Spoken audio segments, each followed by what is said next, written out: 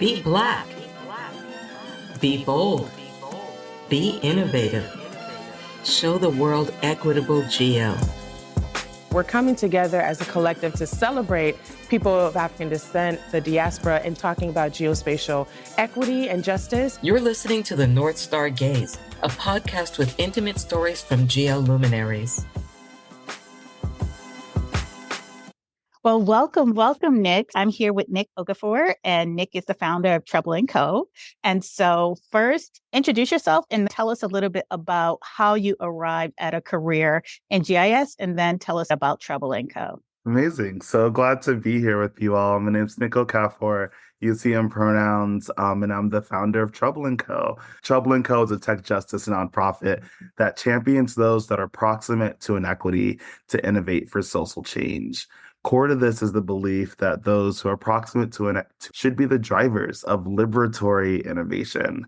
We're really excited about the integration of this word, liberatory innovation, thinking about all the things of equity, responsibility, and justice. And how do you merge those values and that positive affection for the future with some digital tools of tomorrow? How do you combine that with data, design, and technology to actually build that future that you desire? I got to this point. My background is actually in mechanical engineering and international development. So for a while, I've been working at this intersection of the technical and the social. Really curious, of course, at first of how do you build stuff to help people? But as I started to dive into this work, I started to uncover there's actually a lot of work where these tools can create potential harm. And so a lot of the work in Trubel & Co. is extrapolating that. How can we create stuff for good? How can we avoid potential harm? And how do we actually disrupt some of those systems to prevent these things from happening? Oh, this is going to be a good conversation because you have mentioned so many different terms. But first, I remember John Lewis, I think it was, that said, get into good trouble. So can you tell us a little bit about your troublemakers? Yes, and so Trubel & Co. is very much inspired by that. Two different quotes. One, definitely John Lewis telling us to get into some good trouble, but then also Bayard Rustin, an incredible civil rights activist, who said that we need in every community a group of angelic troublemakers. The name came about because as someone who has been regarded as trouble by simply existing in spaces that maybe I shouldn't be, being a Black, queer, technical professional, existing in his full light and authenticity in these spaces, there's a connotation that by advocating for the communities that I come from, we are causing trouble. We're going against the norm. So Trubel & Co. leans into that, leans into this idea of good trouble and angelic troublemakers, and thinking about how can we tap into youth who are often told some of these stories or cast in that narrative and see their own light that they already have and think through, in order to achieve these visions that you see forward, in order to create liberation, you might have to cause some trouble, and that's okay. We want to disrupt, we want to change from the status quo, and we want to promote equity, and we're inspired by different activists and leaders who have caused trouble in order to secure the rights that we enjoy today. And so we act on top of their shoulders. No, I love that. I think I've watched the Bayard Rustin story 3 times because there's just so much information to take away. And my biggest takeaway is that if we're not disrupting systems that impact all of us, regardless, then what are we doing? We're standing in the way. So I do want to get into some of these terms that you have identified. But first, what drew you to this year's homecoming event? Yeah, I was drawn to this year's homecoming event due to the work that we're doing in creating Black and brown troublemakers across the nation that are equipped with GIS. And so the idea that we need to tap into the strength of the African diaspora, as well as the geospatial power that exists in these tools, has really been a motivating factor. And so within the homecoming event, we had an opportunity to spotlight our very own young troublemakers. And so we jumped at that chance. We want to be a platform for all of their future endeavors and success, and really amplify their stories and potential. And so we saw this as an opportunity to help broadcast their work. And so it was great to be able to be on the homecoming virtual stage and share that with a couple of our troublemakers and share their own visions for liberation at scale. Well, I definitely appreciate it. And it was an enjoyable session. So thank you. Okay. All right. So let's talk about some terms. So I realize that as we are doing diversity, equity, inclusion, and belonging work, we are so shoulders deep in these different terms and kind of shifting the narrative and unlearning ourselves. But as we start talking to people and navigating, some people are not as familiar with these terms. So you talk about liberatory innovation, you've spoken about disruptors, mitigating harm. Can we break those three terms down just a little bit so people can take away just additional knowledge along with our stories? Absolutely. And so liberatory innovation is pretty new term. I haven't really seen folks utilize this term. And we created this because we saw a gap in the ways they were talking about other ways of creative problem solving for good. There's social innovation, there's responsible tech, there's ethical AI in encapsulating this work. But we see liberatory innovation doing two things. One, it's really looking at the wide range of what does liberation work typically model. We actually adopt what some of the work from abolition and abolitionist strategy. Miriam Kaba defines abolition as a practical organizing strategy, a political vision, and an analysis of past drivers of inequity and oppression. And so, in doing this work of liberation, it requires doing three things in tandem. You're looking at the past, you're documenting that, you're telling that narrative, you're uplifting those stories and acknowledging that harm was done. At the same time, you're ideating on this future. You're thinking through, like, what does liberation actually mean to me? What is possible within our communities, even if it doesn't exist yet? And then you're doing work in the present to change the course and to heal folks and to prevent these systemic issues from happening again. And so when we look at liberatory work, we're solving for equity, we're creating opportunity, we're creating positivity, positive change. We're at the same time, we're encapsulating some of the work that we've seen rise in responsible tech, where we avoid harm. We know that tech, in this world of data and digital work, can actually has a lot of power on our communities in terms of what data is taken from us or extracted, how our algorithms actually dictating how we navigate through the digital and physical worlds. And so a lot of the work of responsibility and ethics is actually centered around avoiding harm, thinking through what shouldn't AI do? What should the robots not be capable of? And then there's a third point around systemic change that's really important to center that neither social innovation or responsible tech really gets at, around really thinking through those root causes of oppression, acknowledging the different dynamics within our power structures as systemic, things that go beyond individual actors, but there are institutions at play that are maintaining these systems. And we want to have our own role in thinking through acknowledging that, but then to an extent disrupting that, changing the status quo and thinking, what could this look like in the future so the opportunities for access stay open and the opportunities for harm stay closed. And then when we look at the innovation work, this is really thinking through some of those digital tools around data design and technology that we see at the forefront of creating the tomorrow that we want. Okay, so let's go a little bit deeper into the data because we do talk a lot about data. I was part of a conversation on the international stage where we're talking about the danger of data is not always what we think. It's more insidious than that. And when it comes to communities of color, protecting that data, who owns the data, access to the data, can you go a little bit deeper into that, how to use geo as a tool of liberation and how to responsibly use geo? Yeah, no, absolutely. I think there's a couple of different ways that we see that work coming out through Trubel and Co. One is by the sheer fact of documenting, acknowledging that this has happened, this has been quantified, these people existed, this harm happened, and this is the state of the world. So many of the issues that we care about, that we advocate for, have data that really cements their impact that they had on society in ways that these are stories that often aren't told or aren't told to the extent that they need to. And so even acknowledging that some of the symptoms that we see in racial inequality today can actually be tied to redlining, decisions that were made so many decades ago that are lingering, and connecting that via data saying, oh, it was in this zip code that was redlined. And now we see the same institutional barriers to access to different services, access to education, access to wealth that are pervading. That's data. And so we encourage our youth to go dig and research and explore what are the narratives that you think needs more light, whether it be I lived in a food desert and actually I want to document the fact that the data shows that we don't have access to healthy greens within X amount of miles of these homes.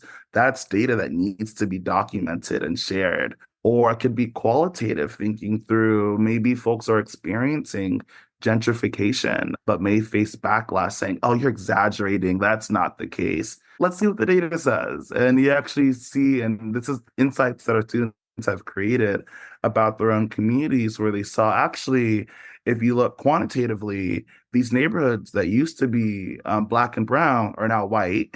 And we actually see an increase in home ownership and home value as the population demographic shift. But then also qualitatively thinking through what used to be a panaderia is now a Starbucks.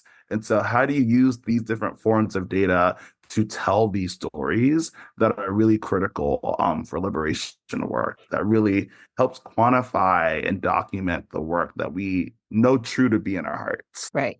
So thank you for that, because that was going to be my follow-up question. You talked about how GIS is core and central to what Trubel & Co. does and part of your mission. And I wanted to break down a little bit further how you've seen GIS be used for good and how GIS can be used for evil, right? In some cases. So when we talk about food deserts, food apartheid, what happens when the demographic of neighborhood changes? How many supermarkets pop up? How many fresh juice places pop up? So when we talk about that shift, what comes with that shift, but also what leaves with the flight? So do you have examples of interesting studies that your students have done and what they've uncovered in their own neighborhoods? Absolutely. And so GIS, geospatial data, is a tool like any of, and it can be utilized for good, for harm, for any agenda that someone has for it. I learned GIS through a lens of social impact and business impact. I was working for Planned Parenthood, thinking through their market strategy. And so as someone who was already familiar with data, but had recently learned GIS as this accessible way to interpret, analyze, and engage with other folks on a quantitative lens, I felt it really powerful to weigh both business decisions, right? What's going to be important for a new clinic to open and how do we assess that kind of viability, but then also incorporating social metrics in terms of, well, where should we open up a new clinic? Yes, it has to be financially viable, but also what are the social implications and different determinants of health that are going to influence how we make those decisions? So for me, that was my introduction to GIS. And I saw, oh, if I can learn this in a couple weeks, why can't some high schoolers? And so that was the birth of our program, Mapping Justice. But ultimately, it's a tool that can be used in any which way. Take fast food and unhealthy eating. Geospatial data and market analytics more broadly is definitely utilized in the private sector for their own gain. And a lot of fast food locations and companies will say, well, to determine where we should be, we need to look at the demographics of that zip code, of that block. And for some companies, there are factors that tell them, yes, we should be there. This is going to be inviting. And there are some companies that look at those same factors and say, no, we shouldn't be there. It won't be inviting. And so they've already determined what are the different demographics that they want to be in. For fast food locations that are often selling healthy food, turns out lower class Black and brown neighborhoods are a win for them. So they're over concentrated in these areas. Vice versa, you'll have healthier options. Take it a Whole Foods, or even maybe a Trader Joe's, where you look to see, well, where are those located? And it turns out even for an option that may be financially accessible, like a Trader Joe's, you still don't have the locations in areas that could really benefit from it. And so you see that kind of systemic issue happening at large, where they're using geospatial data to advance their own agenda, right? They're thinking, how do I make the most money? How do we scale companies? And so some have seen, this is my customer and that's not my customer.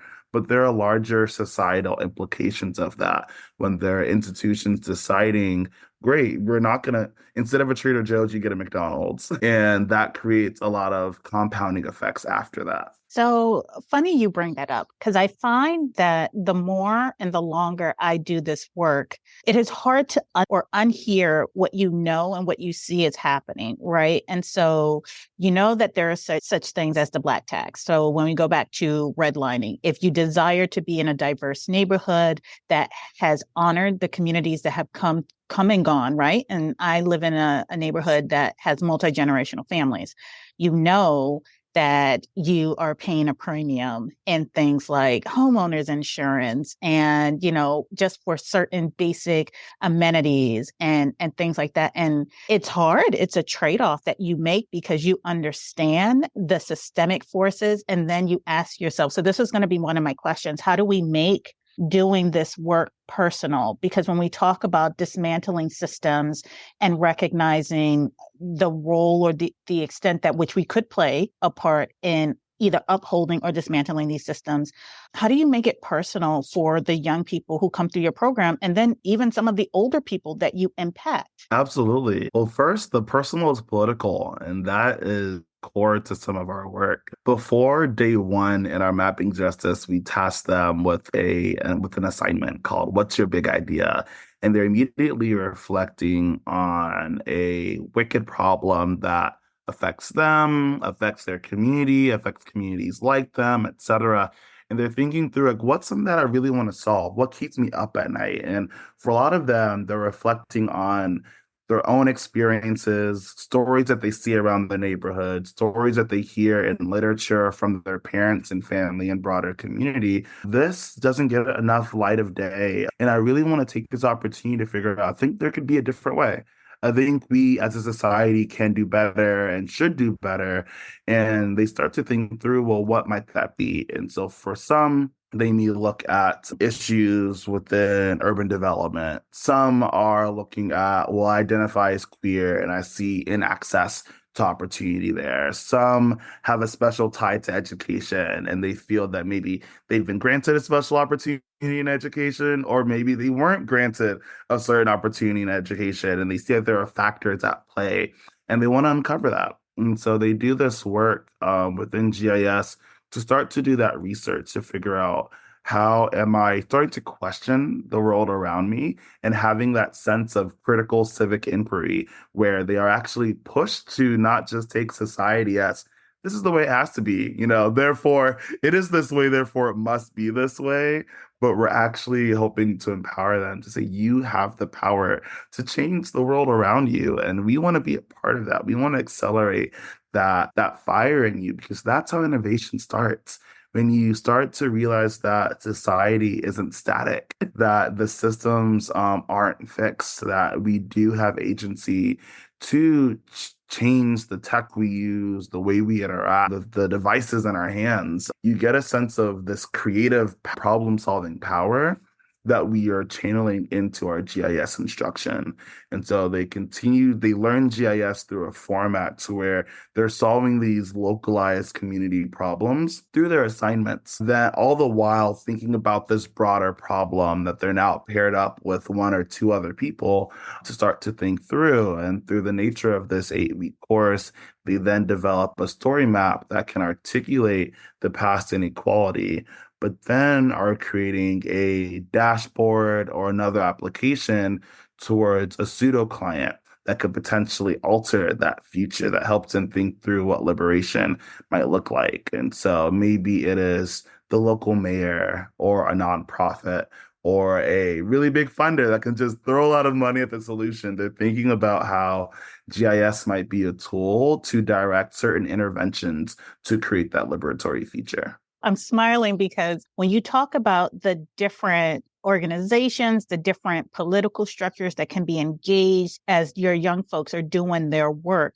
how do you hold all of these organizations, all of these other entities accountable? So it's not just like finding someone to throw money at the problem, but it is also holding those organizations, those businesses accountable too. So how do you leverage Trubel & Co. to do that? when I think of the work that North Star does, and when we think about dismantling systems, in my mind, white supremacy, patriarchy, and capitalism kind of are the trifecta, right? And so we cannot address one without addressing the three, the trifecta. And when I think over movements in just this country alone, they could go a lot further, but they don't, because we got to have these uncomfortable conversations to hold entities accountable. And so we're pushing up against patriarchy, capitalism, white supremacy, right? So then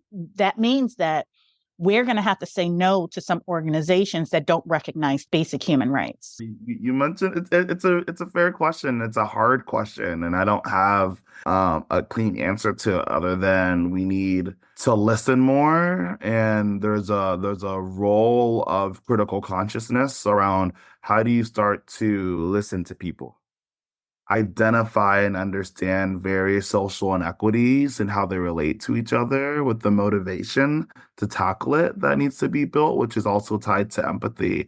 But we don't have a great track record of doing that. I had mentioned part of our name being inspired by Bayard Rustin, who's a prime example of that, a Black gay civil rights activist who was told by other leaders in the field that actually the gay thing's a distraction. We need to focus. We need to stay in this lane. This is what we need to achieve. And I think a lot of people, while doing liberation work, are often misguided and told that we need to focus on the nearest hanging fruit, or this is going to muddy and cloud the conversation. Black women have been told for ages that in fighting for Black rights, right, their womanness gets sidelined, and vice versa. We were fighting for a women's right to vote. Black women were excluded from that conversation because they said, actually, let's clarify, white women's right to vote, So there are all of these levels of intersectionality where there's a misplaced priority on, you may still be within a minority, but then you have other privileged identities that are superseding the direction. And we don't have a really clear example of how do we take into account the intersectional nature of liberation, knowing that it will also take sacrifice, right? Everyone has a multitude of privileges and oppressions that they experience. They just take different roles in our lives. But in order to create liberation work, you do have to use those privileges. And sometimes you're sacrificing certain powers or resources that you have in order to reach this greater goal of collective liberation. How do we get folks to do that? Ooh, if I had that answer, we'd have these problems solved. But I think it starts by acknowledging that we have those in us and that it's going to take some hard work. And then thinking about a North Star, which I really feel that abolition helps us do, in thinking through, we have a goal. How can we iterate, learn from this, but then not make decisions that will impede on that overall North Star?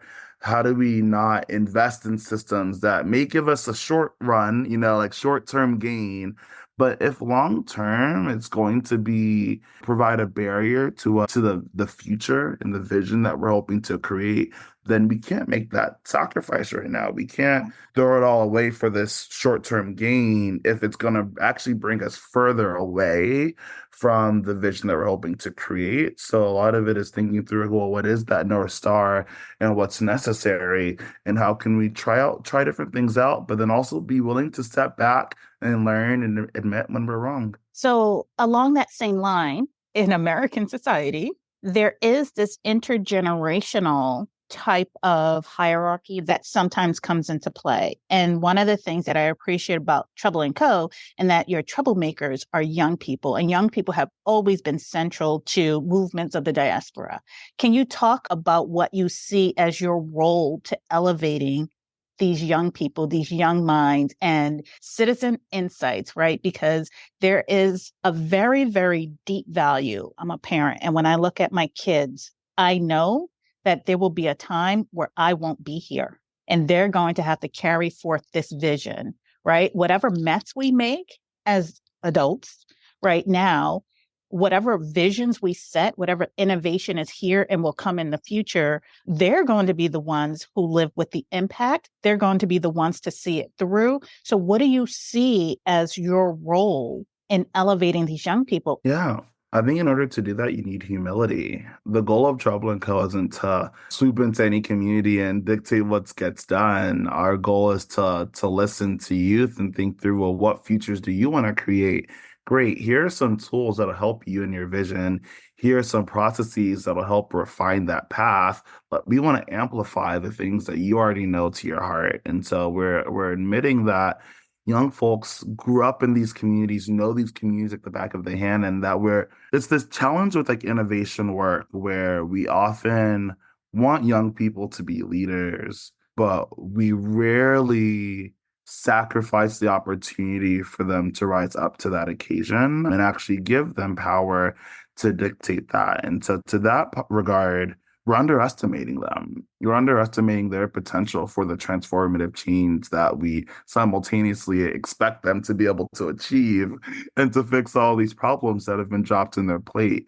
And so we want to provide an opportunity to dive into that. What's a playground for innovation and community problem solving in a safe space to where they can learn, push each other, gain some skills, build community, and then go out into the world better aware and better equipped with achieving that form of transformative change. And some of that is around societal awareness, understanding how the world works and being able to question the world around you, while also having the technical skills to build, to analyze, to create, to communicate. Those things paired is where I see the transformative change happen. And so we're really excited to tap into youth power and having them dictate, well, like you said, this is going to be their society.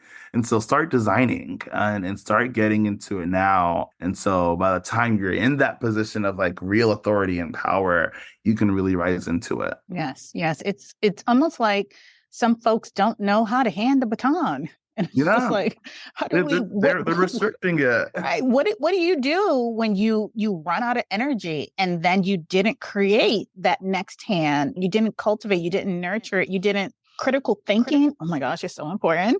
When you spoke, you talked about wanting to envision a future where we triple or quadruple the number of Black and Brown geo professionals that we see. What's your approach to helping advance that work? Yeah, I mean, it starts off with just teaching them what GIS is. I didn't know what GIS was until towards the end of college or even after college. And so in order to do that, I think it's thinking through the ways that the geospatial approach can serve a multitude of agendas. I think one, there is a gap in the technical skills that Black and Brown youth are exposed to, are told that we can have, that we're capable of. And so first off, we want to open that lid and say, here are all the things that you can do.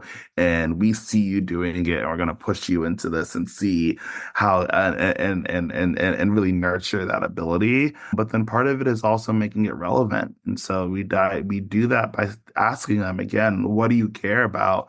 Okay, you care about education. You care about women's rights. You care about class reform. Here are ways that GIS and some of these geospatial tools can advance these issues that you really feel, and you really build that connection to the geographic approach that's really critical. And whether or not they become formal GIS analysts isn't actually my intention. My intention is that they are bringing this idea and this skill set into the variety of paths that they pursue. I'm thinking about a student who wanted to be a doctor, and his dad was a doctor and his mom was a doctor. He's like, yeah, I'm going into medicine. This is beyond me.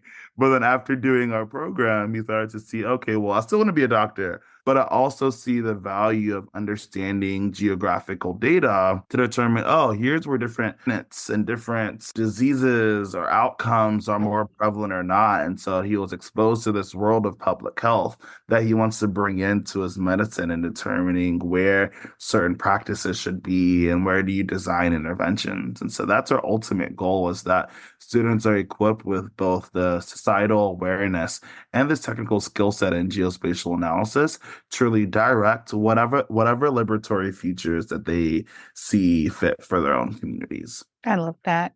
Resilience or resistance, Nick, or both? Resilience or resist? I mean, you need both. You likely can't do both at the same time, but this is making me think of there are different roles we play within the liberation movement. And then also these are different forms of energy expenditure that we have to alternate between. When I think about resilience, there is a sense of like protection. There is a sense of safeguarding.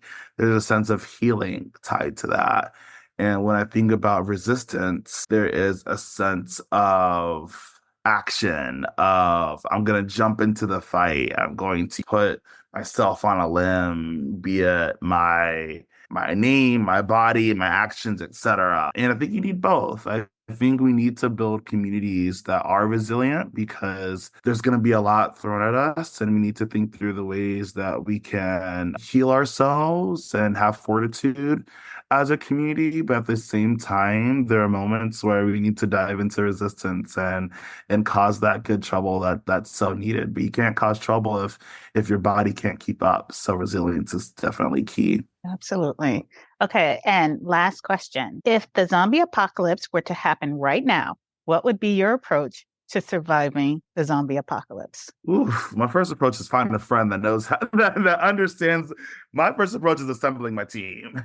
Need someone who knows how to forage for food, how to hunt. Find another friend that understands the whole like camping nature, like this plant's gonna kill you, et cetera, and then a builder, and then a fighter. I think that's the team. We have like food, we have like nature, you have like who's gonna be, my bodyguard.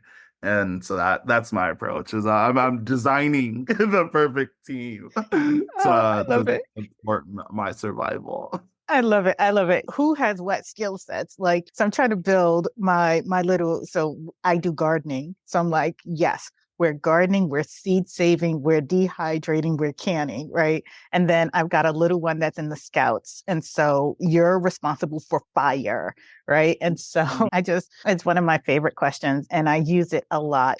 Well, Nick, thank you so much for this conversation. I deeply appreciate it. It speaks to so many different parts of who I am and what I envision being able to contribute to the future. So thank you for taking this time with me. Of course. Thank you for hosting me. And it's always fun to talk trouble. Yes, yes. Now let's go make some good trouble. Amazing. All right. And on that note, thank you to our listeners. I want to thank the sponsors of the 2023 Homecoming Conference event, which was held on Howard University's campus. Thank you, National Geographic Society, National Academy's Gulf Research Program, Mapping Black California, Hope and Heal, and Spatial GIS. We also want to give a special thanks to our guests. Thank you for trusting us with your stories. Shannon, Sandra, Kevin, Margot, Frank, Jen, Dr. Luberz, Carrie, Dr. Graham, Gloria, Michael, Eric, Sky, Nick, Dr. Yaboa Kwarkum, Veronique, and Dawn. We also want to thank Howard University for allowing us to present in the iconic browsing room. And to the North Star team, thank you, Shakanda, Raisha, Clinton, Erica, Yolanda, and our volunteers and student ambassadors. Thank you also to KMG. Audio is produced by Cherry Blossom Production, and I'm Aisha, your host and the executive producer of the inaugural season of the North Star Gaze podcast, which is based on the 2023 Homecoming Conference event. Thanks for listening to the North Star Gaze, intimate stories from geoluminaries. If you're inspired to advance racial justice in geofields, please share this podcast with other listeners in your community. The intro and outro are produced by Organized Sound Productions with original music created by Kid Bodega. The North Star Gaze is produced in large part by donations and sponsorship. To learn more about North Star GIS, Check us out at northstarofgis.org and on Facebook or Instagram at GIS North Star. If you'd like to support this podcast and North Star of GIS, consider donating at northstarofgis.org/donate. Or to sponsor this podcast, email podcast@northstarofgis.org. You've been listening to the North Star Gaze.